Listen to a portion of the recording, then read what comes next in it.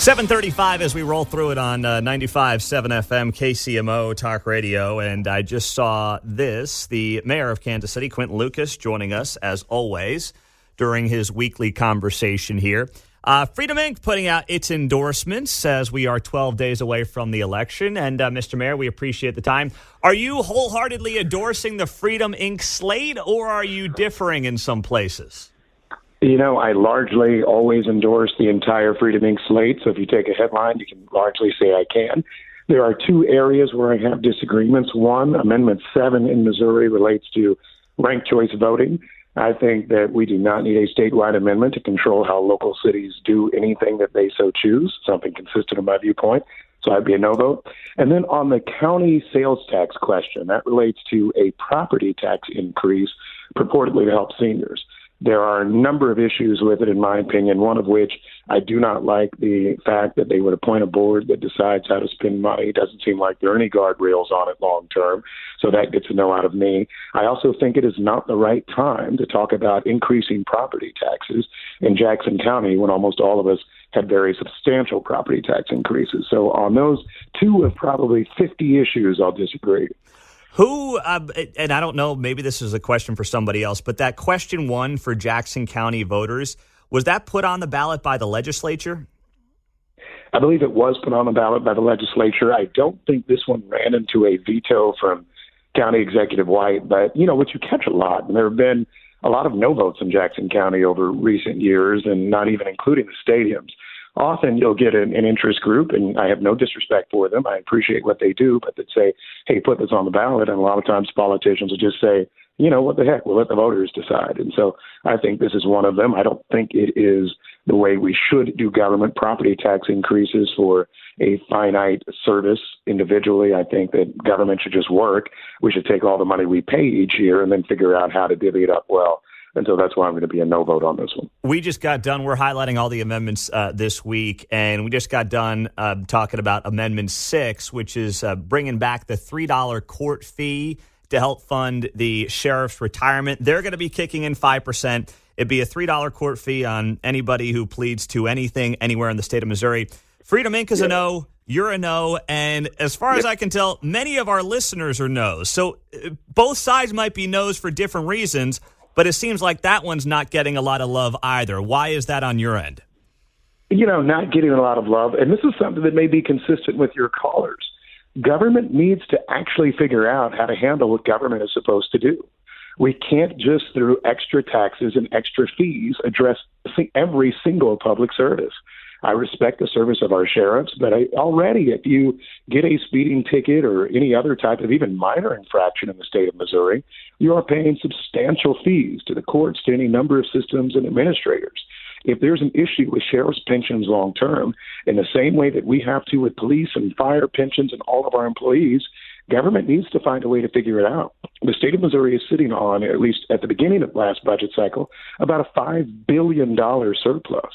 Rather than doing all types of chicanery with who knows what and all the money, figuring out how to make sure pensions are fully funded, which is vital to government. And I don't think we need Amendment 6 as a bailout. So that's why I'm a no vote in connection with it. Mayor Lucas is here on KCMO. Now on the national scene, I saw you were up in Wisconsin over the weekend. Yep. So you're up there, obviously, on behalf of the Kamala Harris campaign. I was disappointed to see you weren't working a McDonald's drive-thru, but I guess there's still time for that.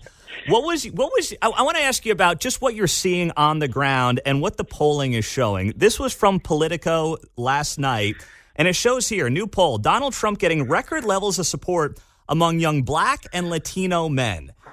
It looks like he's going to do better with those groups. He's not going to win them, but do better. Why do you think that is happening, if you could put on your MSNBC analyst hat for a second and really do a deep dive into why that's happening and how you think Democrats can win those folks back? Because Donald Trump talks like a real person. Perhaps not the type of person I would want to be president, but he talks like a real person. And the reality of the fact is that for some on the left, they are living in a West Wing type of narrative when we actually live in a Wheel of Fortune world. Right? People want to hear how things can be better for them. People want to hear the real basic facts of stronger economy, safer border, better schools, long-term, more jobs. And, I don't think that Donald Trump actually has good answers for any of those things, but he sure as heck says them a lot. And there is something to the fact of saying, you know what, I'm going to be there for you. I'm going to be with you. And you have voters that say, look, I'm not caring about all this other panoply of things. Those are interesting and all of that. But look, I'm a guy who wants to make more money in my entry-level job. Who's going to make sure that's something for me? I want to make sure I have an entry-level job. And I think it is fair to say that Republican messaging, as we've gone down the stretch, is working a little better in that area. So with that, I mean, a lot of Republicans are feeling good right now, but we saw 2022, that big red wave did not happen like a lot of people thought it might happen. So I'm sure that Democrats are holding out hope that this is a repeat of 2022. Is there any indication that you can tell or that you're feeling that maybe that Donald Trump win, which looks more likely than it did, let's say, a few weeks ago, is not going to transpire when it comes to voter turnout in some of these key states that you were just in? Well, look, it looks like voter turnout is going to be strong no matter where you are. And I have had the fortune throughout this campaign to be in Pennsylvania, Wisconsin, Michigan, Georgia. And, what I have seen in all of them is that, there are a lot more voters who are deciding later. There are a lot of people that are going down to maybe one or two core issues. And for better or worse, that core issue is not just democracy. And I think it's fair to say that right now there is a question as to what is the Democratic messaging broadly.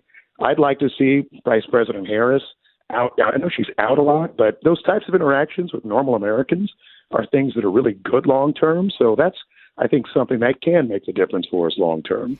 Quinton Lucas is here on KCMO Talk Radio 95.7 FM. And, you've talked about how the bench of your party might be coming in local places like mayor's offices and mayor's races where there's more stuff that is done on the ground. There's more person-to-person interactions. There's no Donald Trump on the Democratic side, for better or for worse. So how do you think, no matter what happens coming up in 2 weeks, what do you think that postmortem is going to look like for finding a bench on your side of the aisle?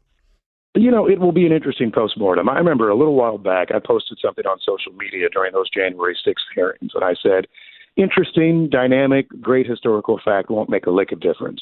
And I remember there's a writer here in Kansas City by the name of Kevin Collison who just pilloried me and got a lot of traction in saying, oh, my God, the mayor's just playing politics or something for his own reelection, which I don't think supporting Donald Trump would ever help a reelection of a Kansas City mayor.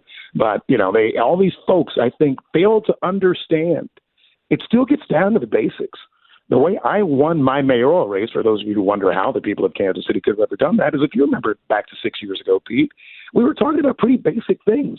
Road resurfacing. We were talking about public safety, but from a perspective of paying actual officers and firefighters, right? We were really basically talking about really simple things that can make a city better long term.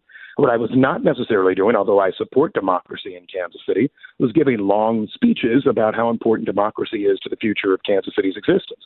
And frankly, being president of the United States is a lot more like being mayor, where you have challenges that confront you each day. You do have to be a visionary, but you got to address those challenges. In Kansas City, if there are a bunch of property break-ins right now, then yes, it's probably still long-term better for me and you and all of our children if we have a more sustainable Kansas City long-term. But you got to address the property issues first. If people are blowing tires on the roads, they want to see a bunch of roads resurfaced long-term. And I think that's the sort of thing that I hope that Democrats will understand is the long-term messaging that's necessary for a win.